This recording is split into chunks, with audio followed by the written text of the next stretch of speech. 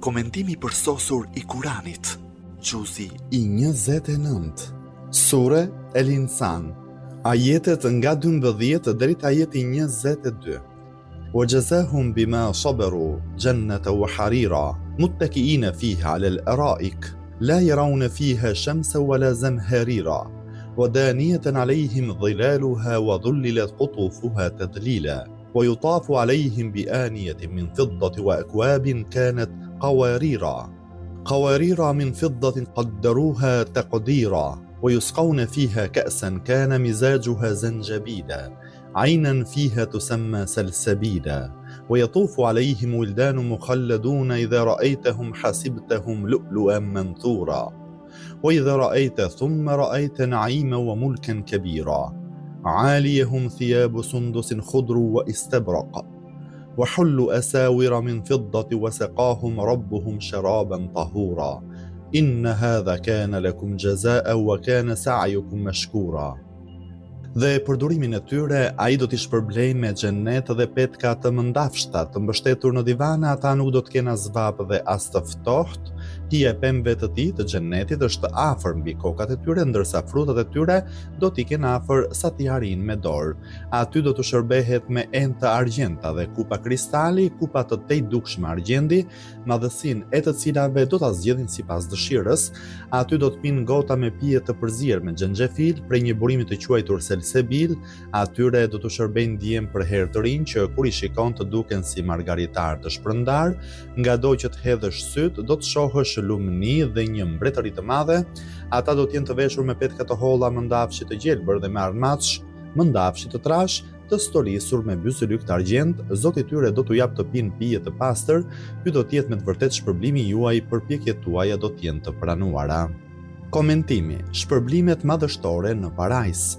Pas një vështrimi të përgjithshëm në ajetet e kaluara për shpëtimin e mirëbërësve dhe të devotshmëve nga dënimet e dhimbshme të ditës së Kiametit, për realizimin e takimit me të dashurin dhe zhytjen në ngadhënjim dhe nga zëllim, këtu do të shpjegojmë së paku 15 begati dhe mirësi të xhenetit.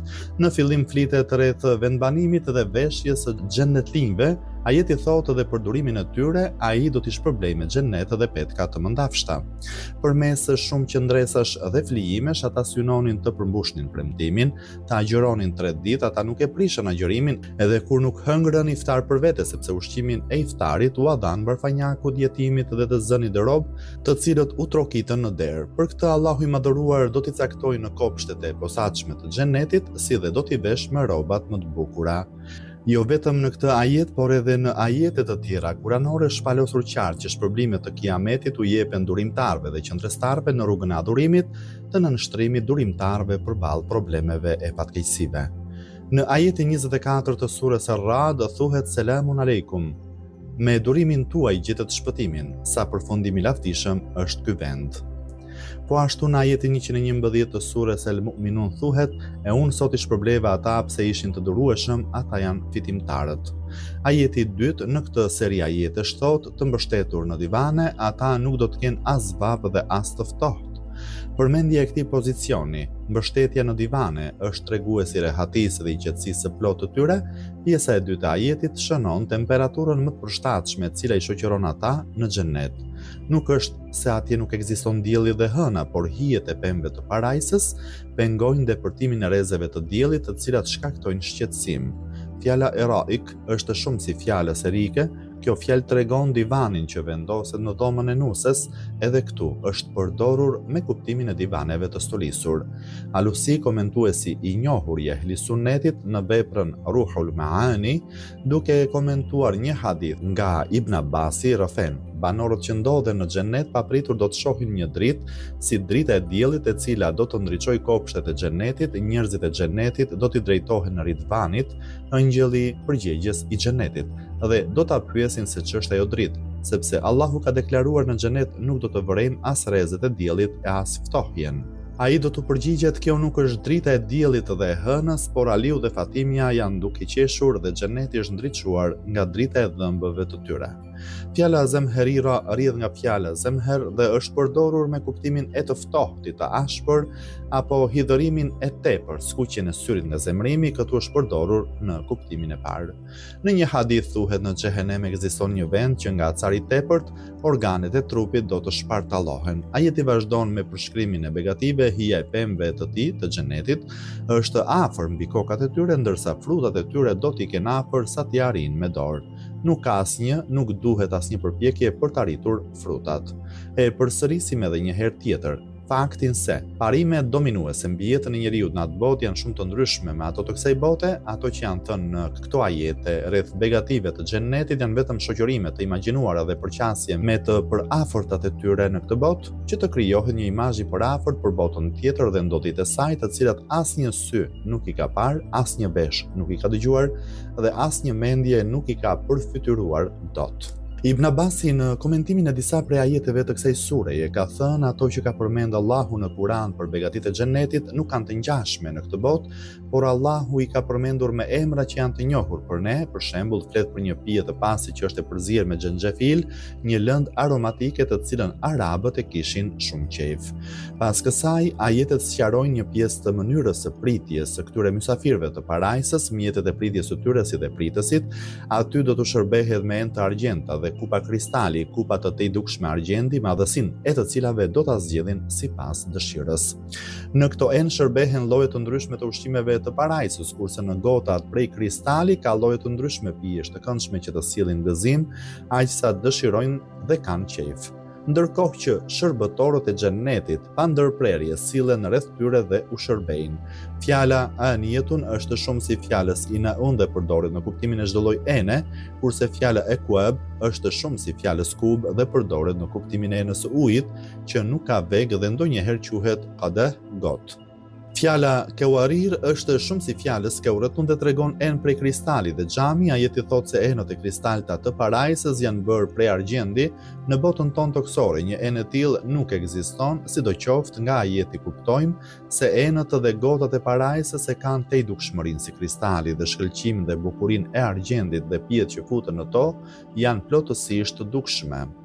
Në një hadith të transmetuar nga Imam Sadiku, paqja i qoftë mbi të, thuhet: shikimi i njeriut depërton në argjendin e xhenetit njësoj siç depërton në shishen e kristal të kësaj bote. Ibn Abbasi thotë të gjitha begatit në xhenet kanë profilin e tyre dhe në këtë botë nuk kanë të ngjashëm. Më pas ajeti shton aty do të pinë gota me pije të përzier me xhenxhefil. Shumë komentues të Kuranit janë shprehur se arabët pagan kënaqeshin me verën e përzier me xhenxhefil, sepse xhenxhefili i jepte një shije të veçantë të verës dhe Kurani flet për gota të plota me pije të spastruar të përzier me xhenxhefil, por është e dukshme se midis pijeve toksore që sillen si shembuj vetëm për të krijuar një imazh të përafërt dhe pijeve të xhenetit ka një ndryshim aq të madh sa nuk përshkruhet dot. Thënë ndryshe, ndryshimi është sa toka me qiellin apo nga toka deri në ahiret. Duket se arabët pagan kanë pasur dy lloj verërash me dy karakteristika të ndryshme, njëra egzaltuese dhe energjidhënëse, kurse tjetra që shkaktonte plogështi dhe ishte qetësuese. Të parën e përzienin me xhenxhefil, kurse të dytën me kafur, por megjithse realet e asaj bote të përtejme i kalojnë kuptimet e fjalëve të kësaj bote, nuk mund të procedohet ndryshe përveç me analogji imagjinare të përafërta. Edhe pse për kuptimin e fjalës xhenxhefil përmenden interpretime të ndryshme, në përgjithësi e kanë shpjeguar si rrënjë me aromë të këndshme që përdoret në erëzat e posaçme për ushqim dhe pije. Më pas ajeti shton për një burimi të quajtur selsebil. Fjala selsebil tregon një pije shumë të këndshme dhe të shijshme. Shumë komentues janë të mendimit se rrjedh nga rrënja selase, rrjedhshmëri. Ka komentues që këtë fjalë përdorin me kuptimin e lëvizjeve të njëpasnjëshme të cilat krijojnë përshtypjen e rrjedhshmërisë së diçkaje, prandaj të dy kuptimet janë shumë të përafërta me njëra tjetrën. Disa komentues mendojnë se kjo është një fjalë e përbërë nga dy fjalë, sale dhe sebil. Në rastin e parë kuptimi do të ishte kërkoj një rrugë dhe në rastin e dytë kërkoj një rrugë, kurse kuptimi tërthor i të dyjave është e këndshme.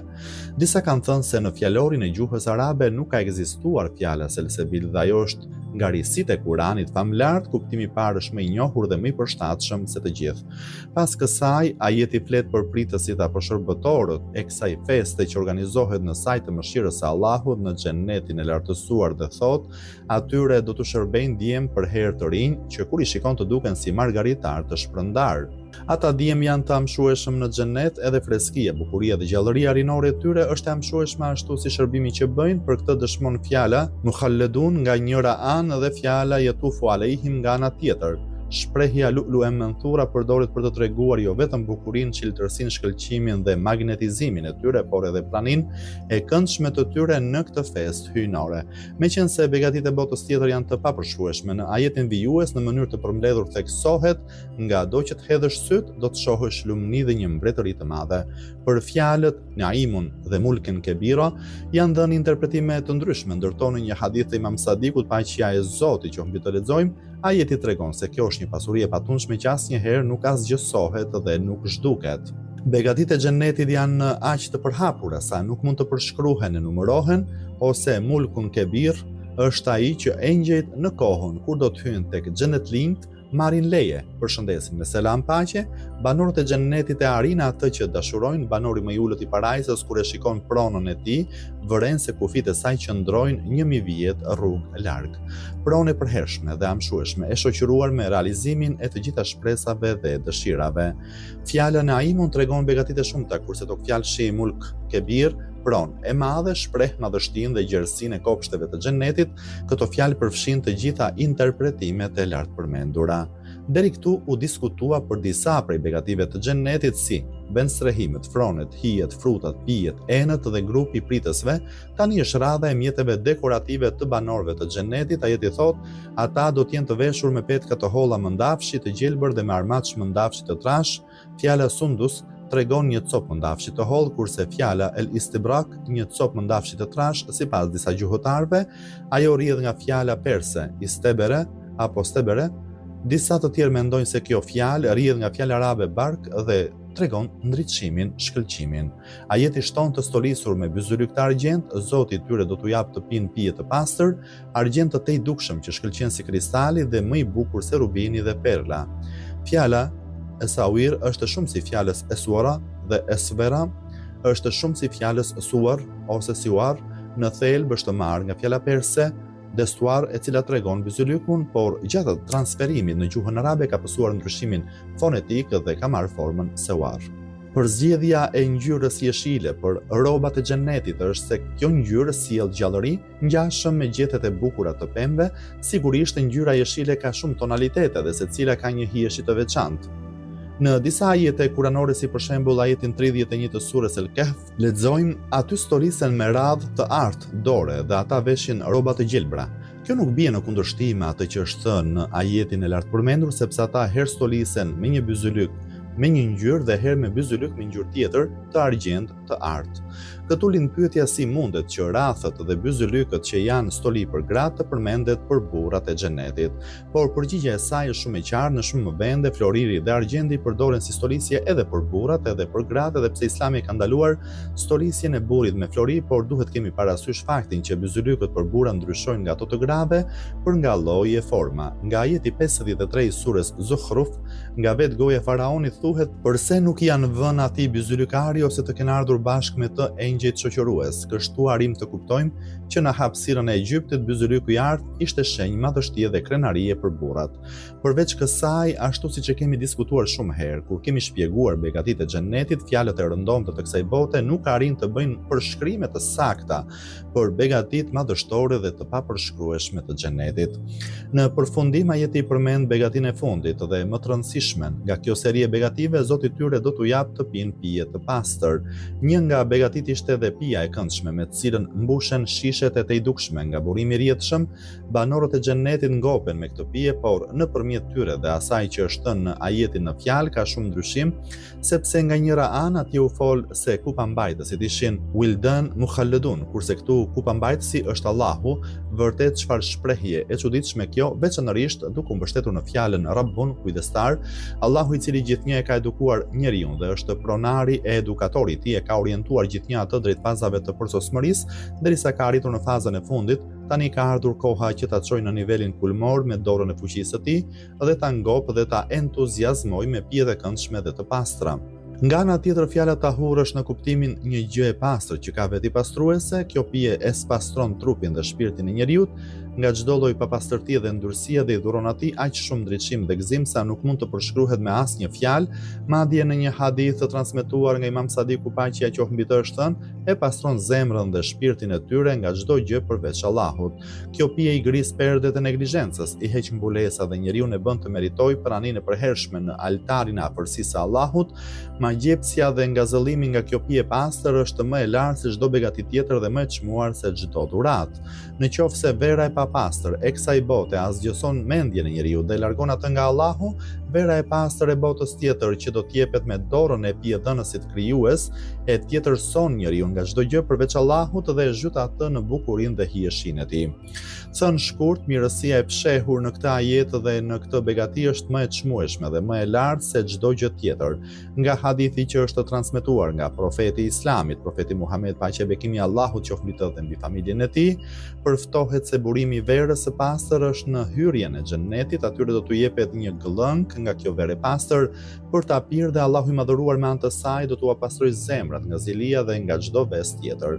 Tepër interesant është fakti se fjala tahur në Kuranin famlar është përmendur vetëm në 2 raste, një herë për shiun, sura Furqan ajeti 48, me anë të cilit pastrohet dhe ringjallet çdo gjë në tokë, dhe rasti tjetër për pijen e veçantë të xhennetit që gjithashtu është pastruese dhe jetëdhënëse. Në ajetin e fundit të diskutimit thuhet: ky do të jetë me të vërtetë shpërblimi juaj, përpjekjet tuaja do të jenë të pranuara. Të mos mendoj kush se këto begati dhe shpërblime të mëdha jepen pa asnjë llogari.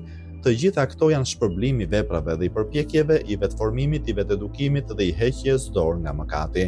Njoftimi i kësaj çështjeje ka një kënaqësi dhe ndjenjë ngazëllimi. Vetë Allahu i madhëruar ose engjëjt e tij do t'u drejtohen të devotshmëve dhe vepërmirëve dhe në shenjë mirënjohjeje dhe falënderimi ndaj tyre do të thuhet: të gjitha këto janë shpërblimet e veprave tuaja, përpjekjet tuaja janë për të falënderuar. Sipas disa komentuesve të Kuranit, kjo është njëra nga begatitë e shumta dhe një dhuratë e madhe me të cilat Allahu e falënderon njeriu. Fjala kana tregon se këto begati janë përgatitur paraprakisht për ju, që do të jeni mysafirët e pritshëm, sepse çdo kush që i kushton rëndësi të madhe mysafirit të vet, i përgatit paraprakisht mjetet e pritjes së tij në shenjë mirënjohjeje dhe respekti ndaj tij.